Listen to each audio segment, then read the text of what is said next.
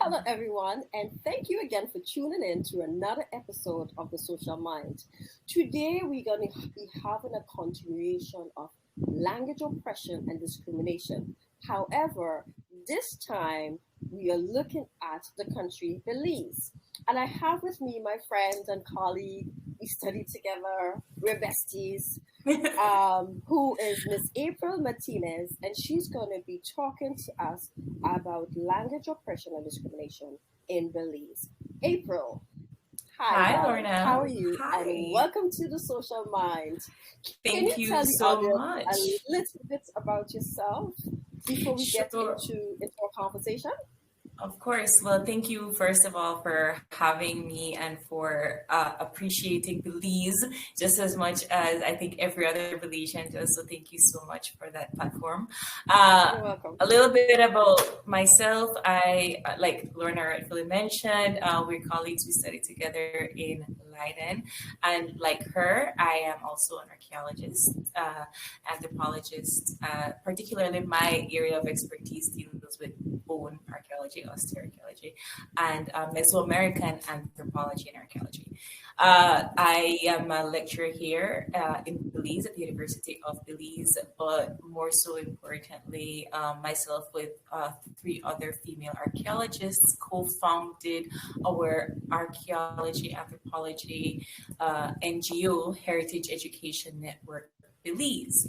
And that particular NGO, I don't know if you want me to go into it, but we founded it in the midst of the pandemic, and it is still a platform that caters to um, being a space for the voiceless, the space for those culture and creatives that don't necessarily get a chance to be seen in the light of not just the Belizean public, but also the international public. And the reason we did this was because when COVID struck, the tourism industry in Belize basically crashed. And yes, that did affect large cooperatives and large industries that need tourism, but it definitely affected the smaller cultural creative sectors. The drum maker, the lady that braids her hair, the craftsman that sells, his art on the street side that basically needs the that high traffic of tourism. And so we created Henby as a space to uplift them, as a space to showcase them so that they're still able to run their businesses and stay afloat during the pandemic. And it kind of just marched full speed ahead after that, being more about educating the wider population about the differences in culture, which do include the differences in the way we understand language, social anthropology, biological anthropology, archaeology, and so on. And so it just became this larger platform for culture, all things, anything culture. So I don't know if I rambled, but that is basically where I am at. I also host a morning show here in Belize, but which also does kind of need anthropology and culture. We could talk about that in another episode. But yes, that is April in a nutshell. Well, thank you, April, for telling us about your organization which you helped funded. And I don't think you ramble. I think we need to have those type of conversations as you mentioned. Now, to start off our conversation on language oppression and language discrimination in Belize, I know that over half the population is multilingual due to the diverse linguistic backgrounds of the population. Now, Belize has a diverse society that is composed of many cultures and languages that reflects its rich history and heritage. Um, for our viewers, now Belize is the only Central American country where English, not British English, is it American English, correct? Yes, it's an Americanized English. Yes. Right. So Belize is one of the countries that has the Americanized standard of English. And there's also that Belizean Creole, which is widely spoken, which is a dialect that is widely spoken by most of the population. And Spanish is also another language that is spoken by the population, followed by other languages such as the Mayan language or the Mayan language, the German dialect, and the Garifuna language, right? As I mentioned, Creole is spoken as the first language, which is basically taught in the home, right? Yeah. Yes. So I suppose I really want us to dive into the Creole aspect, and maybe you can probably explain to the audience how the American English became the Belize official language in terms of its English. So I know that Creole is also a social language in Belize. So does language play an important role in one's identity in Belize? Absolutely. So, just for clarification, I am in no way, shape, or form a linguist in my own right, and neither am I a Creole expert. But I can speak about experiences and the way that the social construct is in Belize, that is catered towards the Creole language. Yes, it is, even though universally, academically, the standardized American English is spoken in education, in professional settings, and so forth. Socially, everybody speaks and understands Belizean Creole, and it is probably the best way to get around, to get social respect within certain settings in certain urban areas. You learn Creole before you learn English, even if English is not your first language. So, for example, Spanish is my first language. I learned Creole first. I learned Creole when I went to school and I played with my friends, and that is the language that was spoken. And then in an academic setting, in school education, you speak English. Now, let's be very, very candid. The reason why Belize is the only English-speaking country in Central America is because we were colonized by the British. You know, we are a former member of the British Empire. We were a British colony, and so English is not relatively new to our country. In fact, if you listen to certain accents from older generations before independence, there's a little hint, a little hint of the way we pronounce certain words. But the influence of America commercialization in Belize, and just the way our industrialized period grew by trading with America, and not just with America itself, but America, it was initially that superpower in this region that not just traded with Belize, but had its hands in other Central American countries that initially we are bordered alongside, right? So we couldn't escape that that influence, and I would also chalk it up to the media as well. When we turn on our cable, the English that is spoken, it's all of these American networks, right? That come to us in the form of our television screen and our social media screens, and so it is a cycle that we have that language embedded in us through the media, through these commercial and industrial spaces, and so it kind of created these generations after independence that now we have this accent. So even though we are a British colony, a former British colony, sorry, Lorna and I don't have the same accent. Right. But I would even take it a step further by saying, we drive on the right side of the road. Our signs are more with the imperial system than the metric system.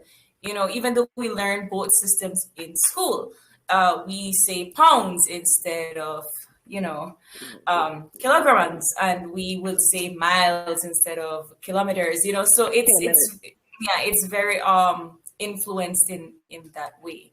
But that just goes to show the level of American influence that we have in Belize.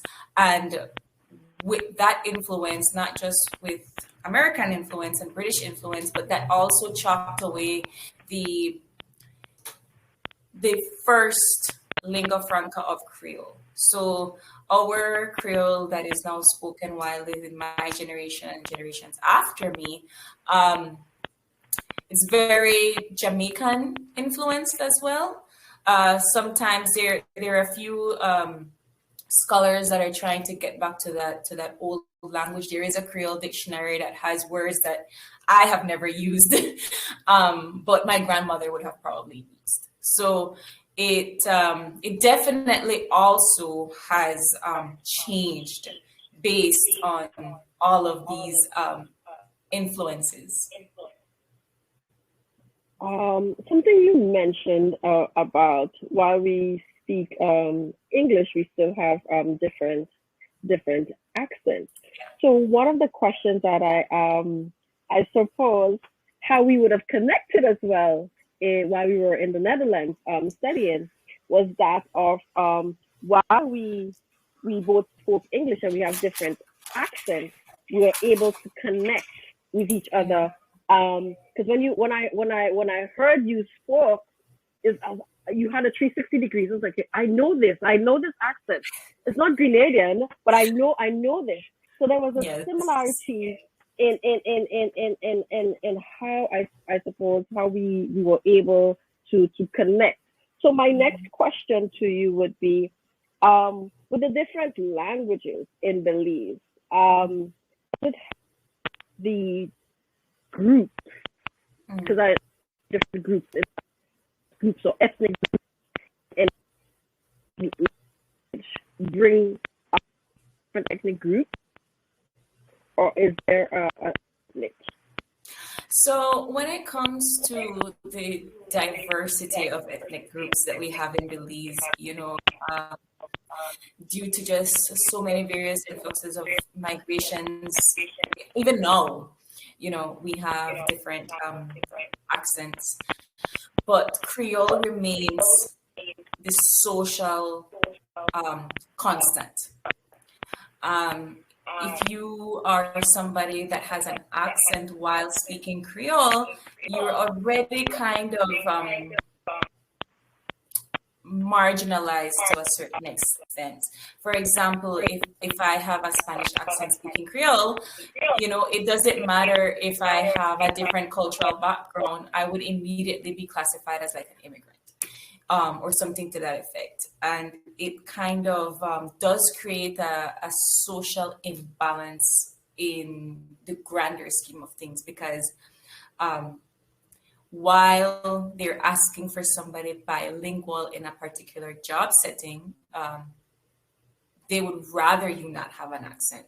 So even though a person that can speak English fluently and can speak Creole fluently has a rural accent or a Spanish accent, more than likely they would not get the job as to compared to somebody that can hide their accent. So, for example, when I speak Spanish to persons that can speak Spanish fluently, they're very surprised because I don't have a Spanish accent when I speak English, or I don't have a Spanish accent when I speak Creole. So most of the time when I would openly speak Spanish fluently, people are surprised. And then from both sides of from the spectrum, right? Those that are fluent in Spanish and then those that are fluent in English, they're like, but where is that? And so that type of advantage is good for the workplace. And it's not because the person isn't good at speaking English, or it's not because the person can't, be professional in that setting. It boils down to the approach that they would probably have with a customer, or their approach that they would have with a participant in whatever organization, particularly in the urban settings. They would be approached a little bit different. There's still that stigma of, oh, you can't talk English, and it creates a certain divide, and as much as we are slowly trying to get out of that, it's still there. But what I have noticed, particularly with Spanish speaking food vendors and so forth, they're more comfortable speaking Creole because Creole doesn't give them that stigma per se. English does. But Creole in a social setting, in a marketplace setting, you know, if as long as they can understand you and as long as your customer understands you and the person that is setting up a stall beside you can understand you and you can get along, they will speak Creole. That is the language of comfort. Okay, so Creole is the dialect that everybody goes into and out of to be on the same playing field. So my next It's a question. trial and error, but yes.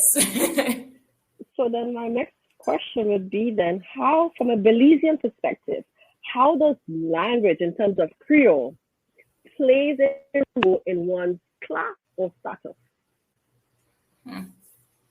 That's a tricky Because one. it appears to be the leveling ground, because you said Everybody speaks Creole. Creole in order for them to get along socially.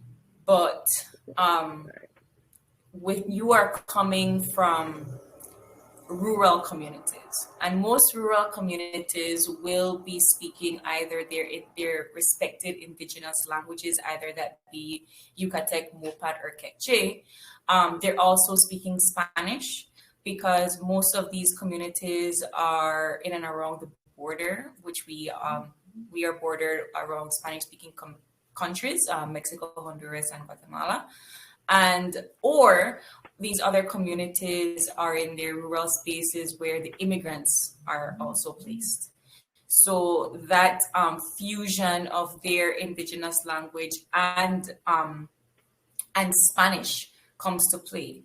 So they would still develop some sort of accent, and that does translate in their Creole. And when they come into urban spaces, professional spaces, there is an imbalance. There is a particular a classist discrimination towards them if they have a Creole is the leveling field, but if you come in without a Creole accent, it's not going to they're not going to give you that same level of respect. And it goes to show in a lot of social settings as well, you know, where children tease each other and so forth, if they can't talk, right? I know, for example, and I could go so beyond to say that, for example, my mother, who speaks Spanish, she did everything she could to get rid of her accent. You know, she stopped speaking Spanish because that was the primary issue, right? Well, issue.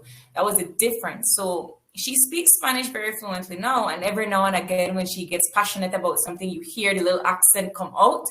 But Creole, flawless. English, flawless. But that she did that in order for her to fit into that space where she would be taken seriously as a professional in a professional setting, and she'd be taken seriously in a social setting, you know, and that is because we moved from a rural setting to an urban space. Yeah. Right. So what you're saying here, language helps bring similarities, but in the Belize context, it also highlights one's differences. Oh yeah. Right? Oh yeah. So one can have multiple identities in the Belizean context in terms of I guess in terms of the way we use language, right? So one can have multiple identities, and those multiple identities, one has to be able to code switch. Like as the saying goes, there's a place and time for everything. Yes? Yes. That's interesting, because it goes weird. Like, I shouldn't say it's weird. I should say that it does create. I don't think Belizeans realize how multifaceted they are, because no matter what status you are in, no matter what context you are in, majority of Belizeans are bilingual because of Creole. Okay. And it creates a space that you should, it should be a uniting front, because it gives you, you are multi-talented in that factor, right? But urban settings where diversity is, I'm not going to say it's not welcomed, but there's a standard, right? You have to upkeep something. And so, whatever diversities you have, no matter how versatile you are, you have to be here. And if you are multilingual, but you have an accent, that brings you here. Wow. Yeah. Wow. So from your personal experience, do you think that accents, not just language, does it bring us together or does it really pull us apart? I From your think personal, accents, I do think accents pull us apart.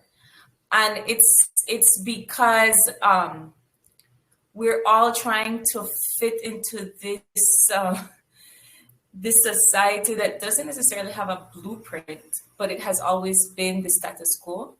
And so you walk that and I chalk that right back up to colonization, right, where you have to speak English in order for you to be taken seriously. And right? I would even go so far to say that most of our persons in professional settings, they speak English fluently.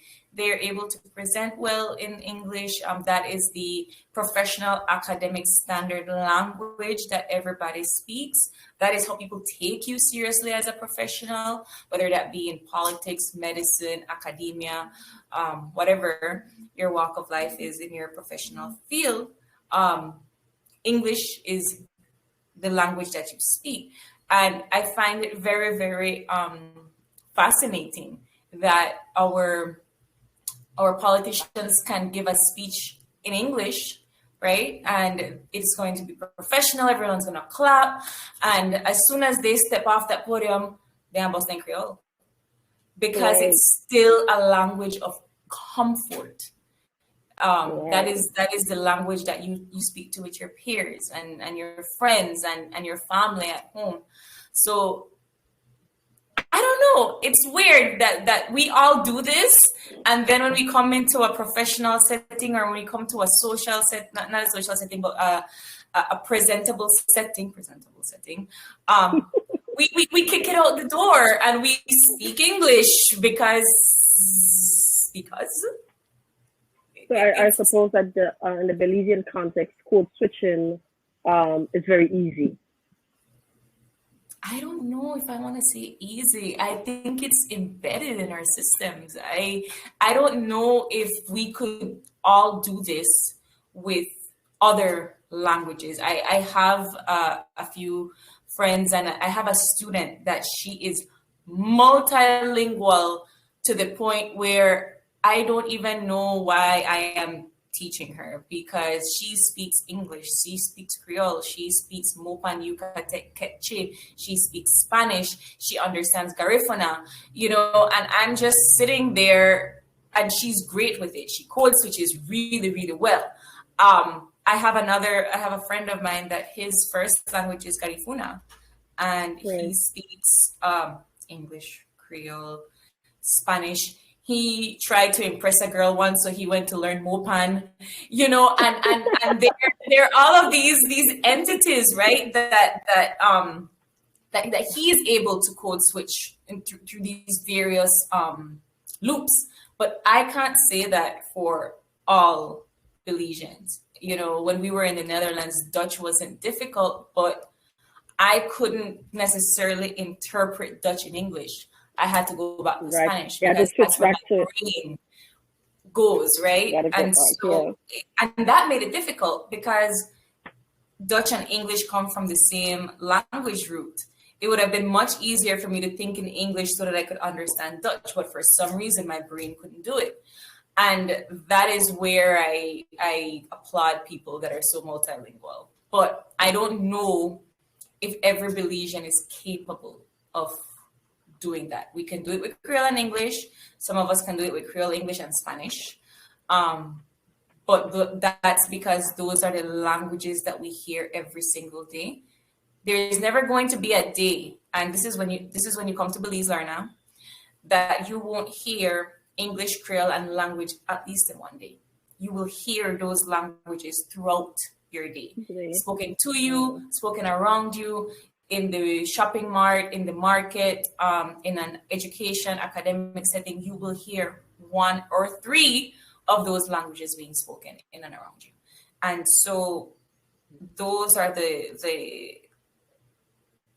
ones that you will that are often being spoken, and those are the ones that are trying to create some sort of social balance within Belize right now, because even though Creole is the universal dialect, or I won't say language, it is the universal language in Belize.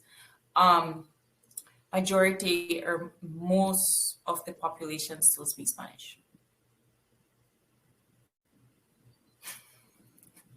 I know.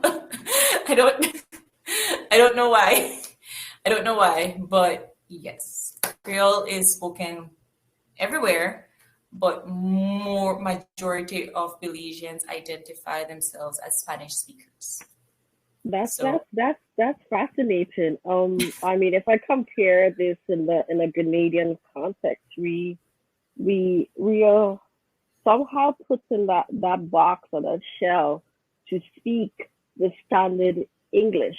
Of course, when we are out with our friends and in our homes, we speak our own dialect. And as mentioned in the last episode that I did with Dr. Barker, when you leave your communities and you go outside into other communities and you have that accent, people yeah, automatically recognize, okay, he or she is not from this particular parish or this particular space, this particular community. And sometimes you're discriminated against, and sometimes you're made fun of. So that's kind of interesting to me that kind of the opposite happens in Belize. If you don't speak your Creole, then it's a problem. If you don't speak your dialect, then it's a problem. I kind of like that. I think I would fit in very well in Belize, where I could always speak in my dialect. Of course, as mentioned, there's a place and time for everything, and so being able to code switch or speak your Spanish or speak your Garifuna language, I guess, whichever ethnicity or group that you belong to in Belize, I kind of like the fact that, and I don't want to use the word allowed, but for lack of a better expression, you guys are allowed to be as free in terms of how you communicate, dependent on the space that you are. You just have to be able to do it in the right place and time, I suppose, right? I mean, it very true, and when you say allowed, it all kind of comes down to the social construct that we have, because in reality, there really is nothing wrong in expressing yourself in Creole in a professional and academic setting. It's just kind of what we've grown up to understand, that no, you don't speak Creole in an academic setting. In order for you to be taken seriously, you shouldn't speak Creole in a professional setting. It's just not the way things are done. And I do know that there are scholars that are trying to move away from that. They're trying for, because if you do it with Creole, where you allow students to express themselves, or persons to express themselves in their Creole language, you would have to essentially do that for all languages. And Every other language that was spoken, yeah. right. And so I wonder if maybe that's the reason why they keep it at the standard English, but that would still be a construct of colonization. So we're slowly Absolutely. trying to move away from that. And the reason why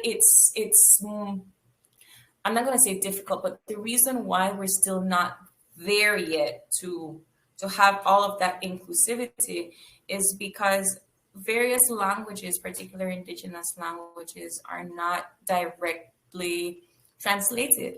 The Maya languages are very philosophical and the words that are communicated are based on their environment, space, and time.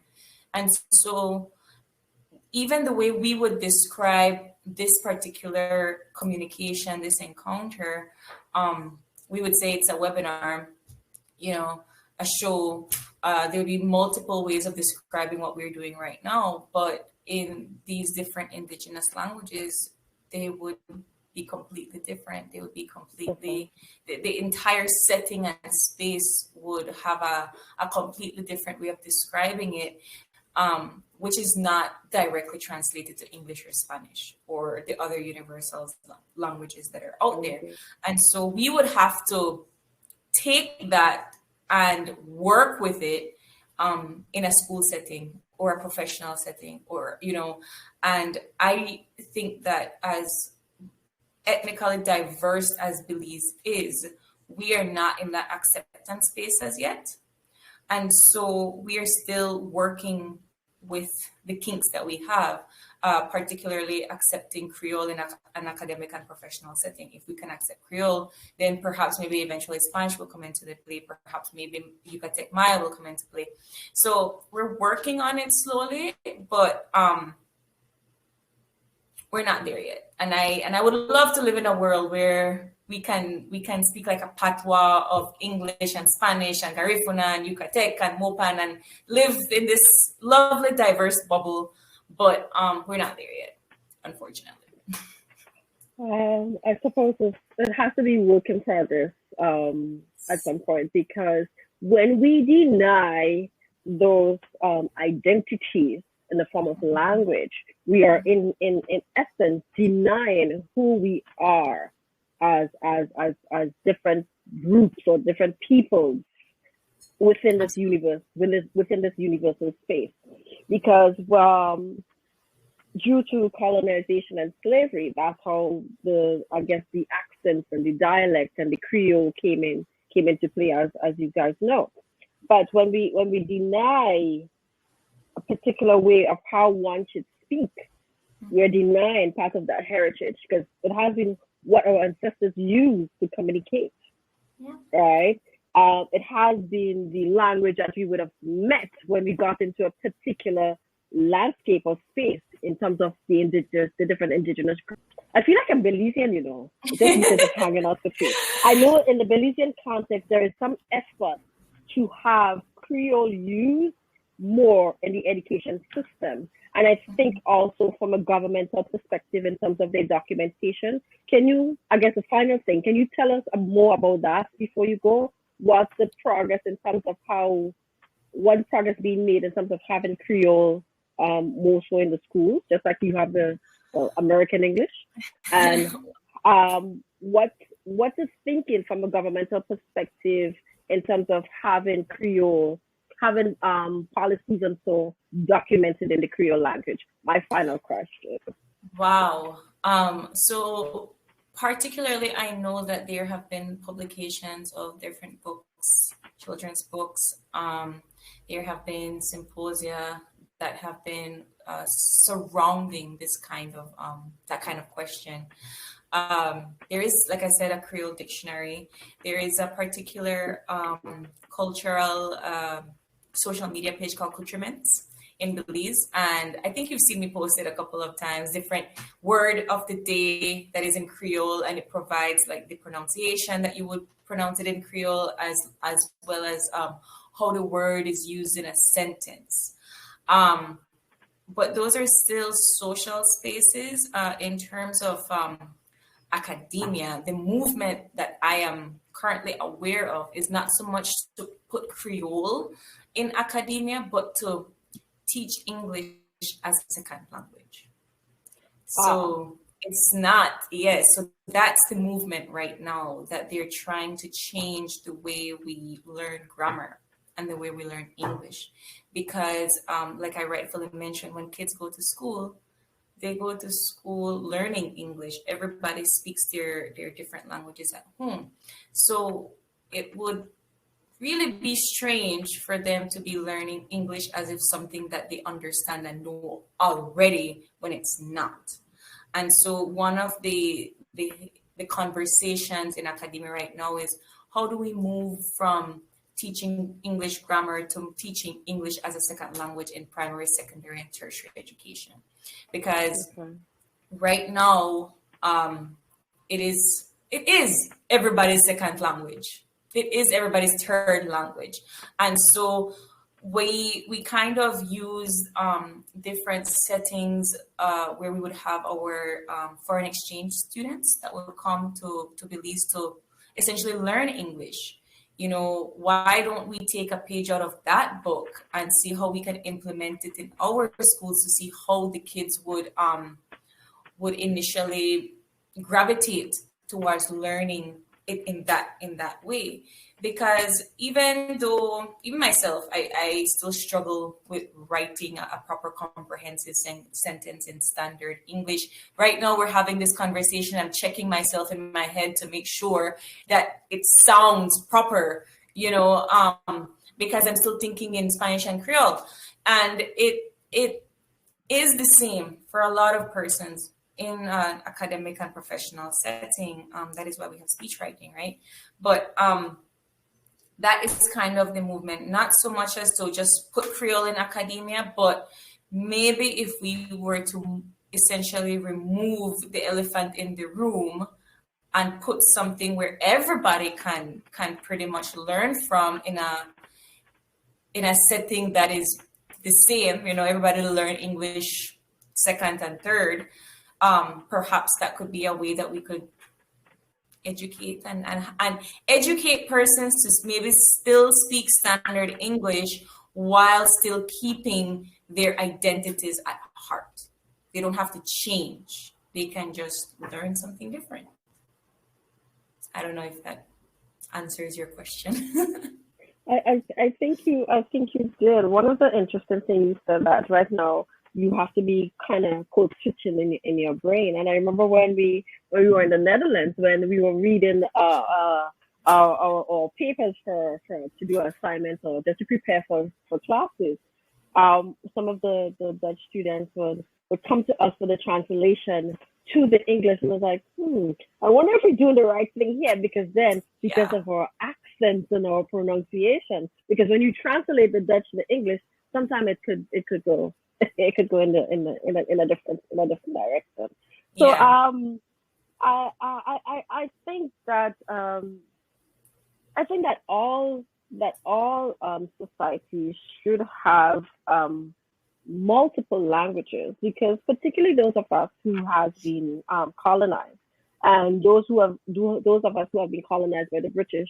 Again, while they expect the standard English from us, it is definitely not our first language, and our education system needs to bear that in mind.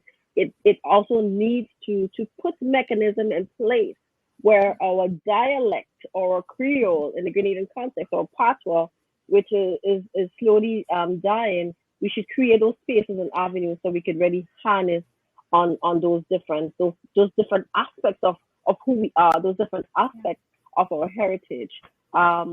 Hopefully, we can get, as you say, we can get to that space where we can just truly embrace who we are, because as I mentioned, when we deny one single thing, we are denying, in essence, who we are as a people. So before you go, April, is there anything that you want to add to our conversation or discussion here today? Come to Belize. No, I very much appreciate you providing this space. I think that one of the things I did want to mention was that you might not have necessarily learned who I was based on my accent, but one of the things about Belize is that we know about all of you. You know, we know about the Caribbean. We've heard your accents. Maybe not that I know Grenadian accent, but I've heard how the Caribbean sounds. And so I find it that I would have to probably assert myself in a space with other CARICOM nations to say Belize is one of us too, because we don't have the same accent like most of you. And I had that experience when I think I mentioned to you being in the Netherlands for a few months and just hearing the same English. Yes, and hearing everybody just talk the same, and this one Trinidad guy in a bar, and I just, oh my gosh. I know, you just like that piece of I had to just gravitate because even though it wasn't a Belizean accent, it was a Caribbean accent, and it made me feel at home, and I felt comfortable. And it is, when you ask me about accents and that unity, that I think is where that comes from. When you are in a space that is foreign and you hear somebody, not necessarily they're sounding like you, but there's a similarity. You just know. Yes. You just know. Yes. You just know.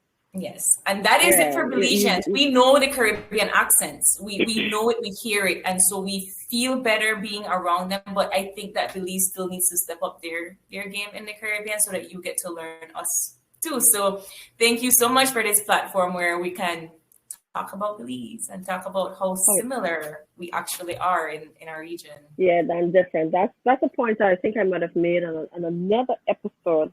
Because we are trying to find ourselves. And if you break it down to the lowest constituents of being a human, all we need is love, food, clothing, and shelter.